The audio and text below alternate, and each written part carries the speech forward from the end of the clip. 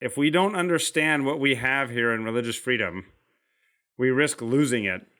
And I worry tremendously about that. I would like people to understand that religious freedom and religious liberty is an important liberty that every single one of us in this country enjoys. It protects every single one of us really from each other. And we need to value it. We need to understand it better. We need to cherish it. And we need to do our best to ensure that we're protecting the religious freedom of others, including those with whom we disagree religiously. This is God Unites, finding spiritual unity in religious diversity. In episode 2 of this podcast series, I shared some of my own views on the subject of freedom of religion. That and other past episodes can be accessed on our website at godunites.com. Today, we're privileged to have as our guest a genuine expert on the subject, Steven Collis. Steve is a professor at the law school at the University of Texas at Austin, where he researches and teaches about the intersection of law and religion, as well as other First Amendment topics, and where he's director of the law school's Law and Religion Clinic. He's a frequent speaker to academic and lay audiences across the United States, and even to foreign diplomats on behalf of the United States Department of State. His scholarly work has been published in several law reviews and cited by justices of the Supreme Court.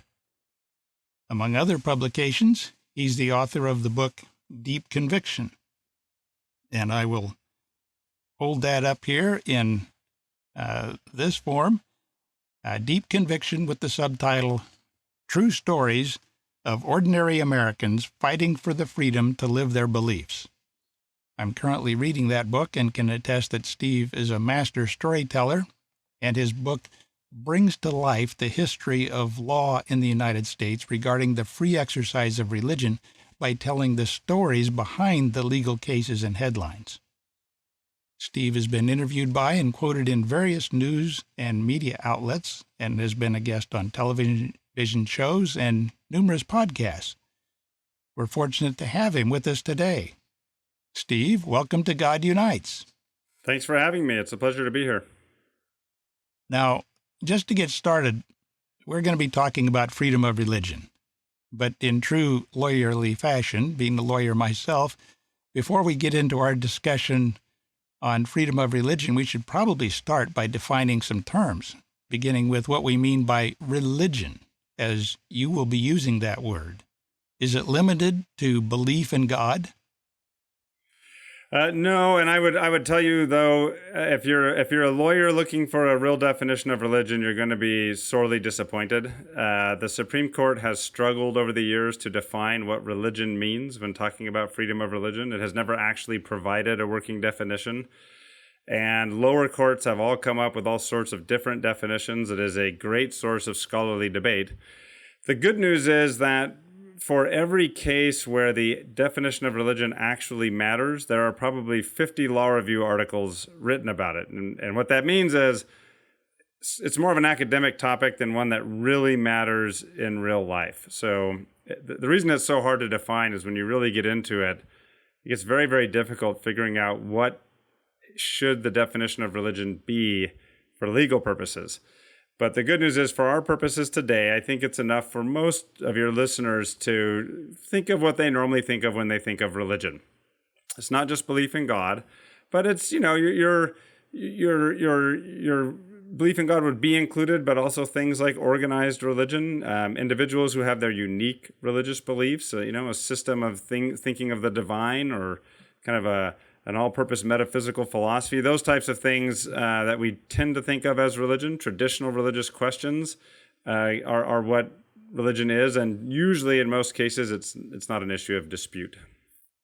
And I've heard you speak at a symposium on freedom of religion, in which you pointed out that it actually doesn't necessarily mean isn't necessarily restricted just to beliefs in God, but can be beliefs about God or about religion in general, which would include even atheism or agnosticism. Yeah, no question. I think the negative answers about the existence of God and about religion are just as religious as the positive answers. And so, for our purposes, atheism and agnosticism are religious beliefs, and certainly for constitutional purposes, they have to be.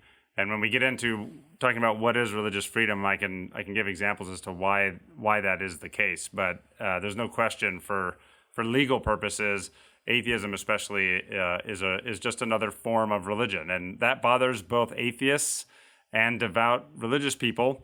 But nevertheless, it's really the only logical outcome you can get to when you start to really parse what religious freedom means. Now, let's get into that. Let's talk about what does it mean then? What does freedom of religion mean? Sure. So you could have, look, there can be a number of varying definitions, but I think where most people agree is that freedom of religion is represented by two usually complementary principles. One is the notion that government, as much as possible, should be limited in how much it affects people's free exercise of their religion. So the exercise of religion, not just belief, but actually exercising their religion and acting on it. As much as possible, government should be limited in affecting that. And then a sister idea is that government should be limited as much as possible in how much it can promote or favor one religion or religious belief over another. That's where we get this idea of the separation of church and state, the notion that you can't have a state church, which is in the legal doctrine is referred to as an establishment of religion. A state church is called an establishment of religion.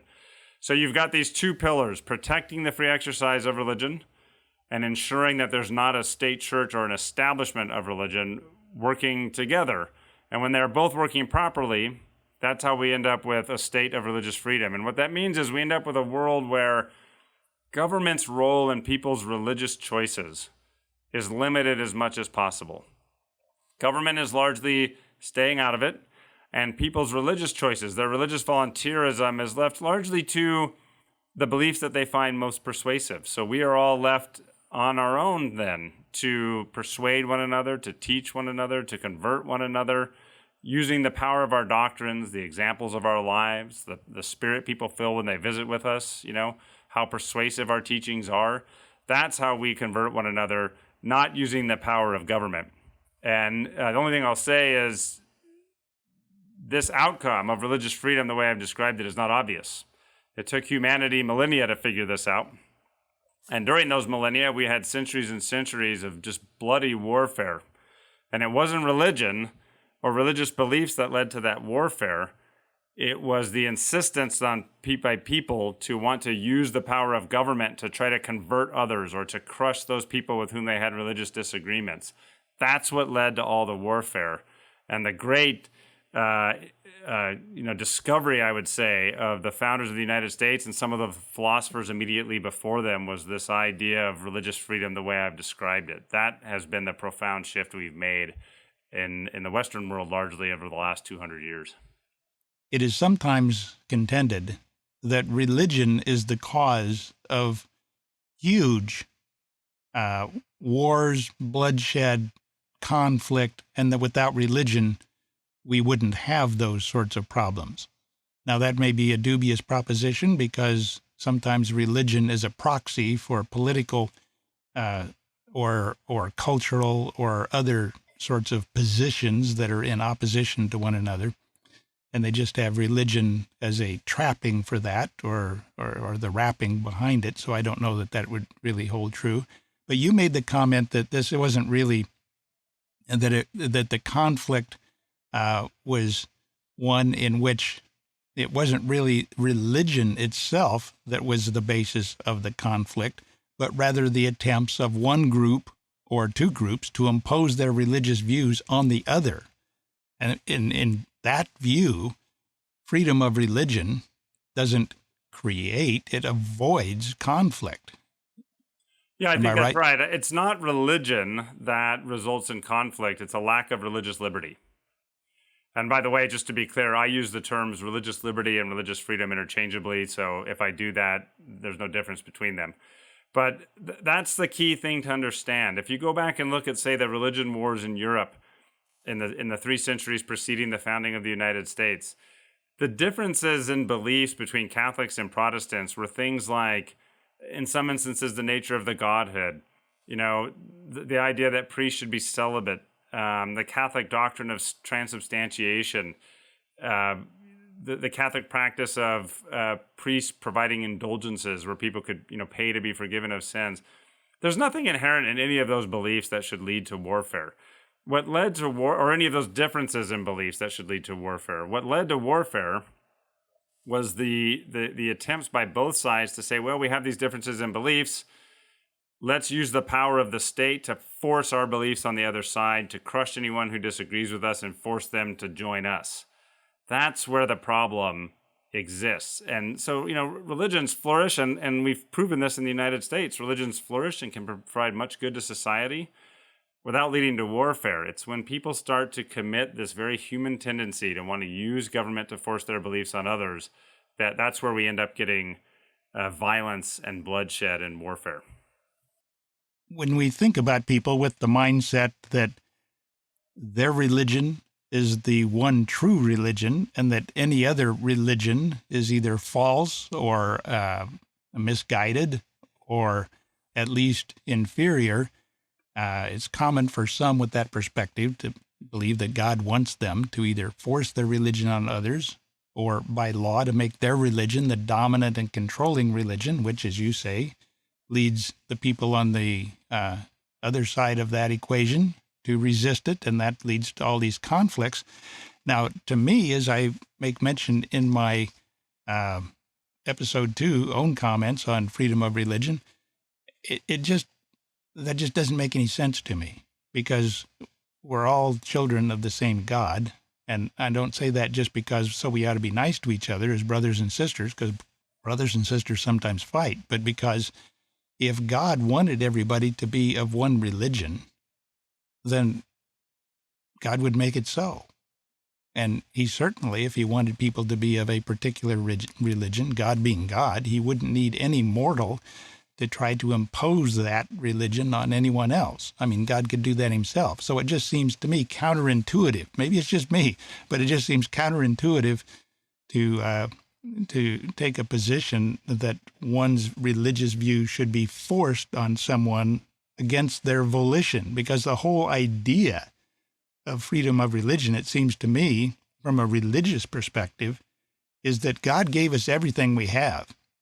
The only thing that we have to give God is our free will acceptance of God. And so therefore, to try to impose somebody else's view of religion on me or anybody else would not only rob me of my gift for God, but it would rob God of my free gift to him. Sure. And what you're describing is a very Lockean view of the world, and the importance of preserving volunteerism, religious volunteerism. And you reach your conclusion using a theological argument. And the dilemma you have, of course, is that first, not everybody shares that theological view of the world, and the importance of religious volunteerism and free agency. The second problem is when you said, you might have a religion out there that believes it needs to use the power of government to force itself on others. That's not just something that's hypothetical or might happen. I would argue almost all people have that tendency. And in the academic world, we refer to it as the Puritan Mistake. And what I mean by that is you have all these religious wars and persecution in Europe. The Puritans decide that they're going to escape that and come to the New World and create a colony here. So we often like to say that the Puritans came here for religious freedom, which is true. The problem is that the Puritans were interested in religious freedom only for themselves. They weren't interested in providing it to anybody else. So when they got to Massachusetts, they literally passed laws that says you can live as a Puritan or you can get out. And that is a common human mistake. It's not just the Puritans. We see it from really every group you can imagine: Muslims, Christians, Jews, Puritans, atheists, agnostics, secularists, devout believers. It goes across the board. It's a natural human tendency to feel, well, if I have the truth, I should then use the power of government to force that truth upon others. I should get liberty, but nobody else should. there's a real problem with that, because not only is it, for many religious traditions, it's a problem from a theological perspective, the way you've described it. It has the potential of robbing people of their own act of free will, of giving themselves to the divine however they see fit. But it's a real problem from just a pure liberty perspective. When people take religious beliefs seriously, including atheists and agnostics, and when you are going to use the power of government to rob them of the religious conclusions that they have made, or to force other religious conclusions upon them, you're often going to get resistance. People will immigrate to avoid it. They will fight for it. They will kill. They will die. And so religious liberty prevents that type of bloodshed by creating an environment where creating a world in which we can combat that very human tendency and temptation to want to use power of government to force ourselves upon others. And to go back to this idea of atheists and agnostics, in the world of religious freedom that I've described, they are protected. So in my book, Deep Conviction, I tell the story of a man named Roy Torcaso, who's an atheist. He gets protected from a government trying to force a belief in a supreme being upon him. But we are all, those of us who have other beliefs beyond atheism, are also protected from atheists. And in case you're wondering, you don't have to look very far to see that if atheism is not considered a religion for constitutional purposes, then atheism can be established as the state religion. And that's not just a hypothetical. We see it in communist China. We saw it in Soviet Russia. Atheism can become the state religion if you don't treat it as religion for constitutional purposes. And what that means is atheists get protected, but just like everybody else, atheists don't get to use the power of government to force themselves on others. Again, if they want to persuade people to be atheists, it has to be in the strength of their arguments. If you take the point of view that you had, that somehow to be opposed to any sort of belief in God is itself a religion, an anti-religion, if you will, or whatever, then to establish that would be a violation of that principle of separation of church, in this case, defined broadly, and state. So do you have any comments on that? The distinction between church and state and religion and state? Yeah, I mean, look, so the clause, first let me say, it's not as if all atheists are anti-religion. In fact, I know many atheists who are very much supportive of people and their religions, and they personally have come to the conclusion that there is no God, that there's nothing divine. They've sought and prayed and read scripture and studied, and their experience, they felt like they haven't communicated, nothing has communicated to them. And so they don't begrudge other people who feel like they have had communications, but they also, it's not something that they've adopted in their own lives. So not all atheists are anti-religious. In fact, I would say one of the biggest champions of the free exercise of religion of the 20th and 21st centuries is a professor who himself is agnostic. But he has been the absolute biggest champion of people of all sorts of different religious beliefs in being able to believe what they want to believe without having government try to stop them. So that's one thing I would emphasize. The second thing I would emphasize is that, it's easy. The Establishment Clause is the first clause of the First Amendment. And it essentially prevents the formation of a state church. Everybody agrees on that. You can't have a state church. From there, it gets very, very messy as to how do we limit, or how robust should the Establishment Clause be? Okay, could I interrupt you there? Sure. Would a state church necessarily be an organization? Could it also be a state religion, as you've defined it broadly? Well, that's what I'm getting into. So a state church would be kind of the classic establishments of the old world, and actually many countries still in Europe. It would be a church that gets all funding from the state. It's supported by the government. It's the official religion of the government. That's something that we know and everybody agrees on you can't have. From there, though, it gets very complicated. So, for example, can government endorse a particular religious belief? Can government pass a law that is its only purpose is to support one religion's view on something? For example, we used to have in a lot of the United States Sunday closing laws saying all businesses have to be closed on Sunday because it's the Sabbath. Can we have that? That's not really a state church as an organization being funded by the government, but it certainly supports the Christian view of the world, leaving many Jewish people to suffer because if their own Sabbath requires them to be closed on Saturday and the law requires them to be closed on Sunday, they are then missing out on 2 days of work a week where they have trying to bring in revenue where the Christians only have to have 1 day off, right? So does the Establishment Clause prevent that? Does the Establishment Clause prevent having prayer in schools?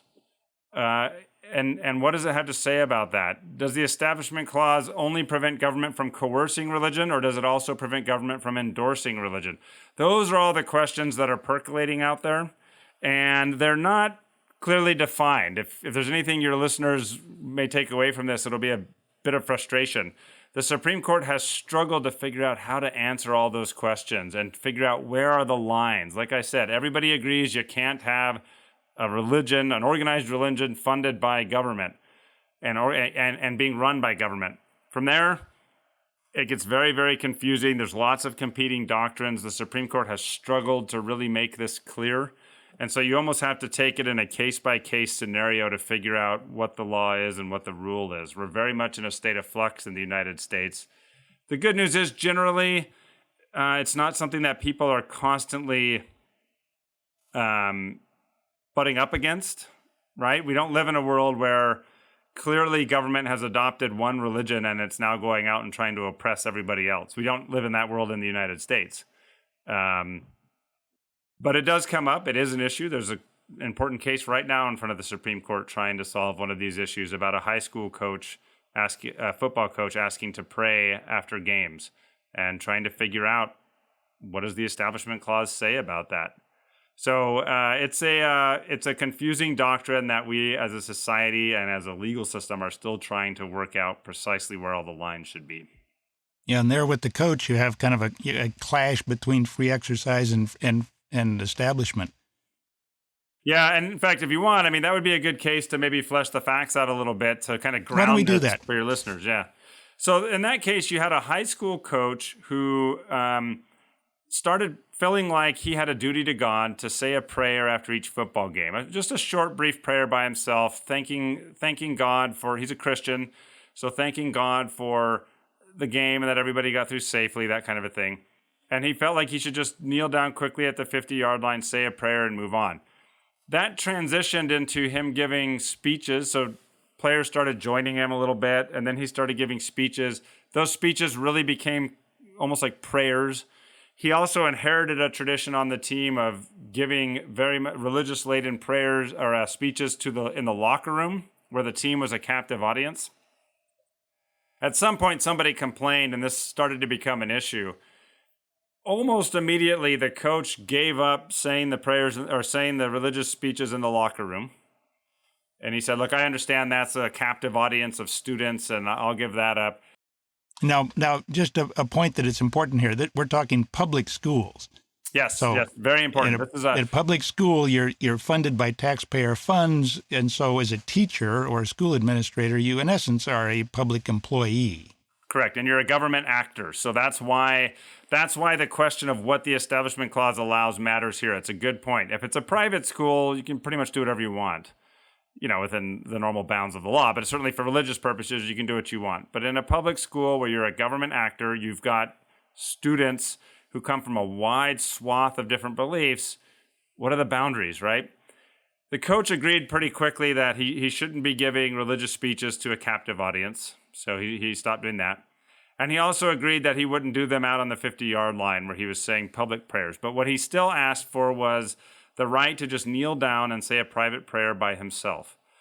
I think by and large, most people agree that the speeches violated the Establishment Clause, that he's in a position of power as a government employee. He can choose playing time, right? Players will change their behavior to try to please the coach. And so he agreed to stop giving those, and I think everybody agrees that's a violation. Where the case gets difficult is, what about a public employee like that who wants to just kneel down, say a prayer for 10 seconds by himself, and move on? But the problem is it's inside of all the players. And one additional element to it. in his mind, as I understand it, he's made a commitment to God to do that. Right. This is an important part of his free exercise of religion. So he feels like he has this duty to exercise his religion. The school district is worried about violating the Establishment Clause.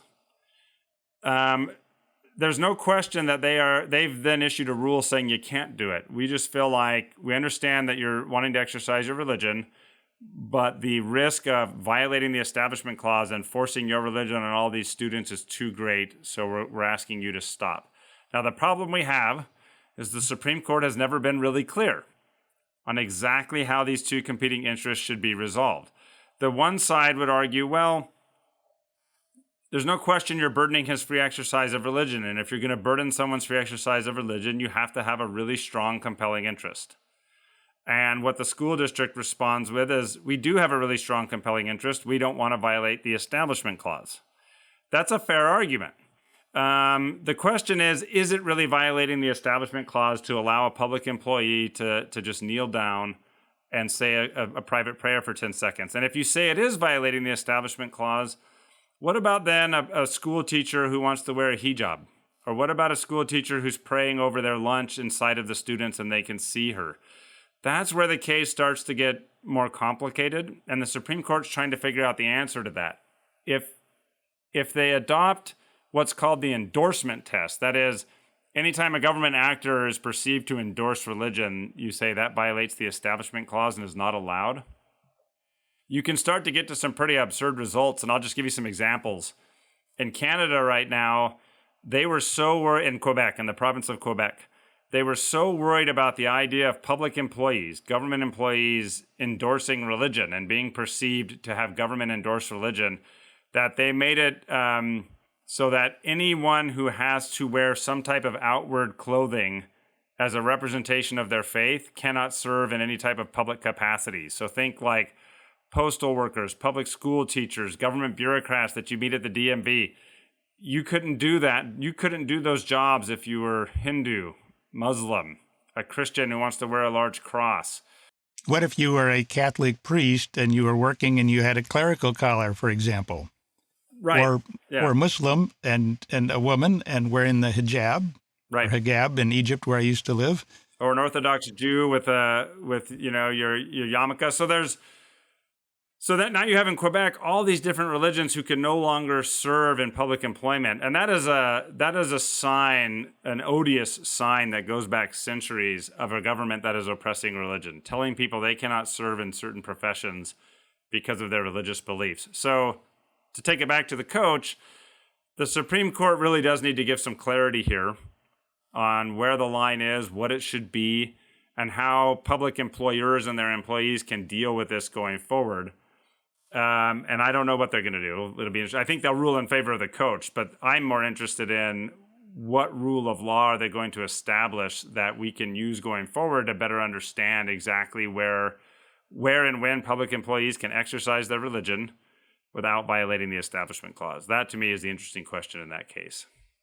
Yeah, for the non-lawyers, they're probably looking for a bright line or something like that. When those of us who are familiar with these sorts of struggles over constitutional law recognize that it's virtually always a balancing test. And the question is, where's the fulcrum in the balance? They're the standard to be applied to that. And so if somebody's looking for complete consistency, well, you're never going to find it, because each one of the justices has to strike some sort of balance, and that can vary from justice to justice as they're trying to, in good faith, to apply the same legal principles, because there just isn't a bright line where, okay, here's the right side and here's the wrong side. If you've always got to balance things, that keeps judges in business, that's for sure. Yeah, and what the Supreme Court wants to do is figure out a way to rule in the case that gives a clear legal understanding that's going to reduce conflict over time, right? They want a world where public employers like school districts will know what the law is, and they can teach it to their employees, and those employees will know what their rights are.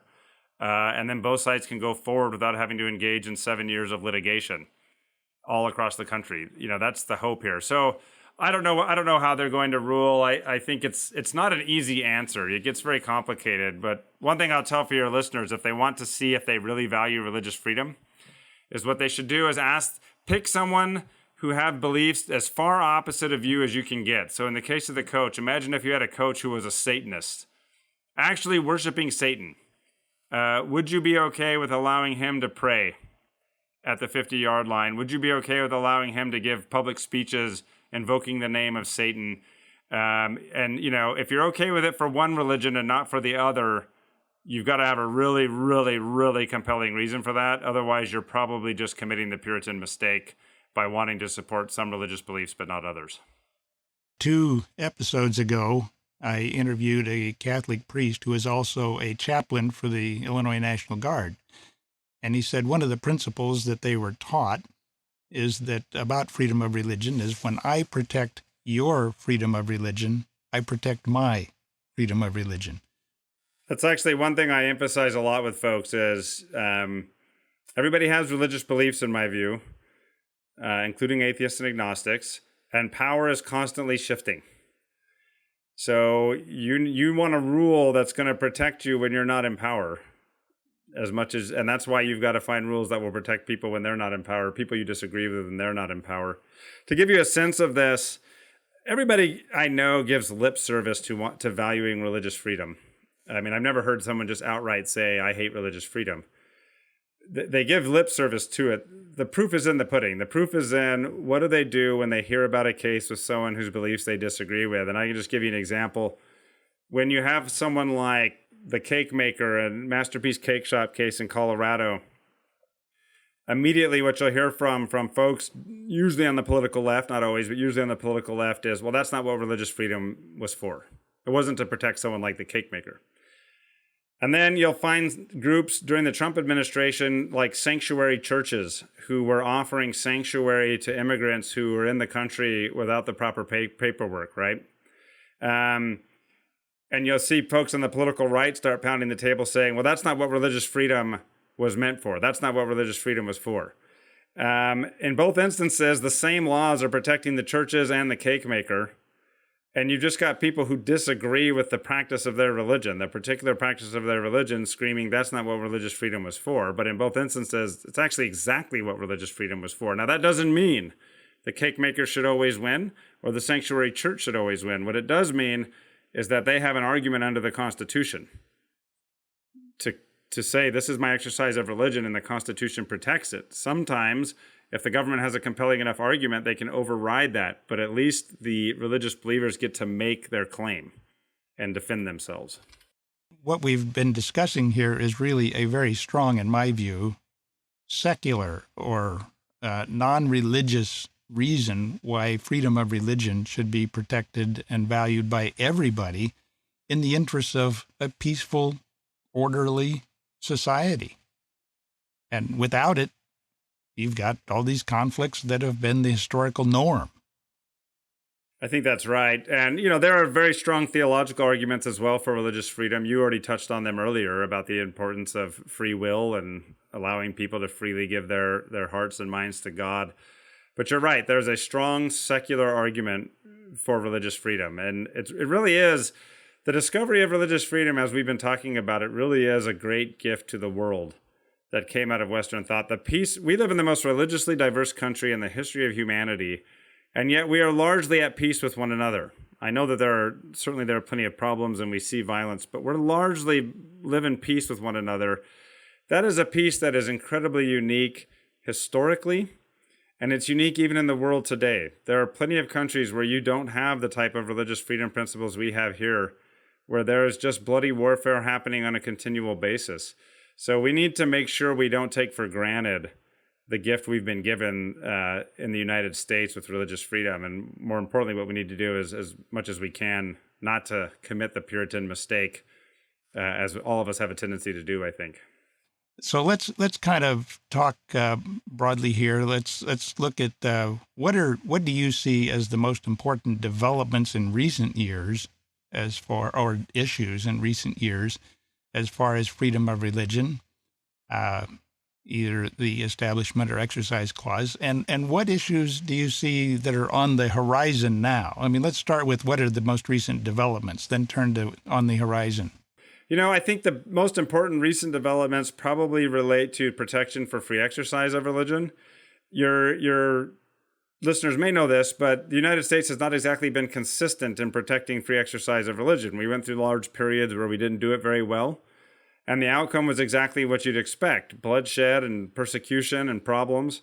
In some instances, especially with Native American churches, you had gross human rights violations and even whole religions almost wiped away. I emphasize almost.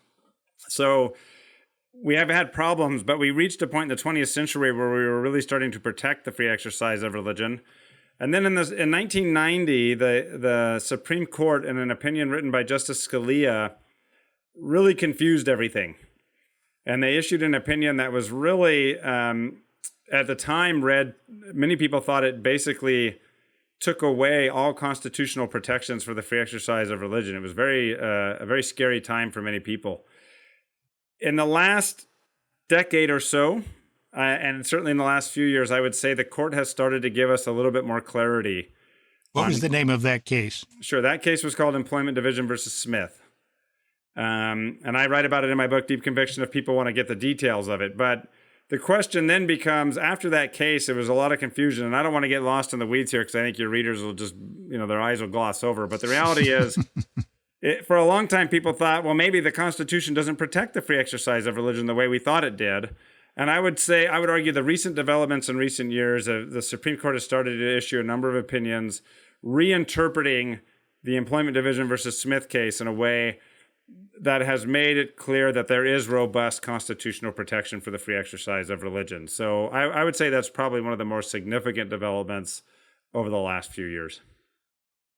Okay, and then when you look down the horizon, you've talked about there's the masterpiece cake, or masterpiece, the cake maker case, which you, by the way, in your book, Deep Conviction, that's one of the cases that you go into great depth telling the story from the different perspectives of that case, and do a great job of that if somebody's interested in that. And that was, I think, a lot of people that really, because of the news coverage of that really sticks out in people's minds.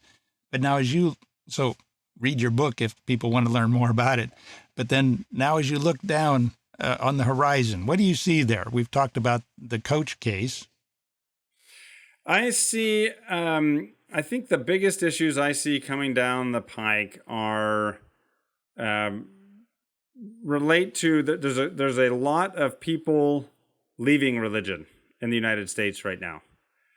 And it's hard to say exactly what effect that might have on religious freedom. I think that's a potential concern that people should be worried about, because when people leave religion, they often try to replace it with something else, something that they're equally religious about. And what that might result in is a world where people in power no longer have a respect for religious beliefs and the religious beliefs of people with whom they disagree. That I see as a big worry coming down the pike.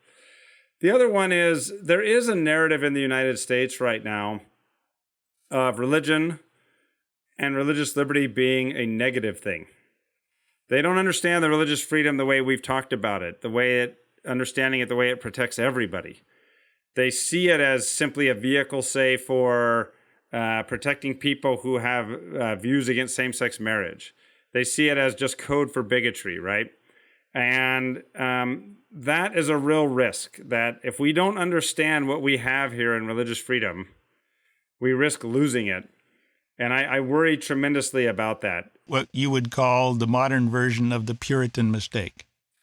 Yeah, I mean, I think look, I don't think the Puritan mistake, as I said, I don't think it's limited to the Puritans. A better name for it would probably be the human mistake. And if we don't have robust protections for religious freedom, we're going to commit it again. People always want to commit it.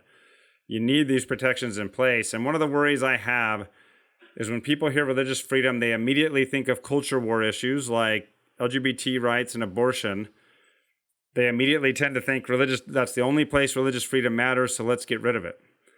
If you actually look at empirical studies, the number of religious freedom cases out there, filed cases in courts, that actually intersect with LGBT rights and abortion is less than 2%.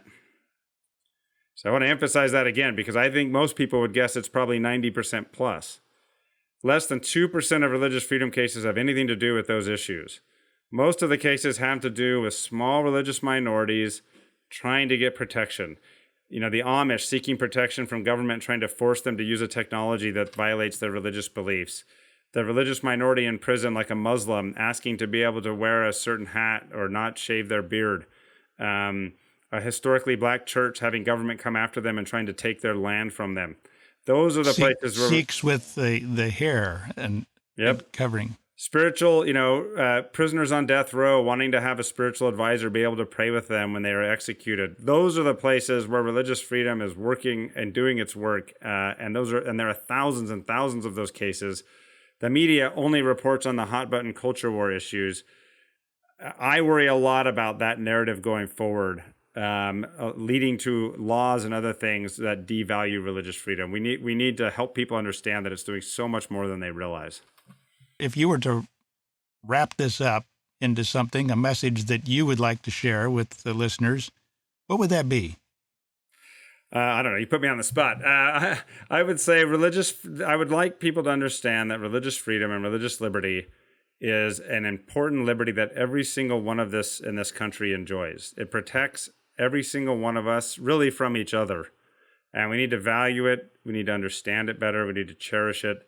And we need to do our best to ensure that we're protecting the religious freedom of others, including those with whom we disagree religiously. This is going to ruin that was a concise thought. To make it less concise, I'll say, go out and find people that you disagree with religiously.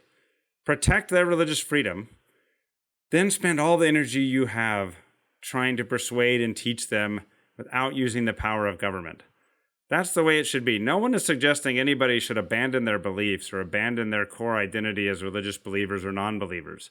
We can hold true to everything we are, but we protect each other and then we try to use the power of our doctrines to convert one another. That's the way it should be, rather than spending all of our time and energy fighting for control of government to try to win these various disputes.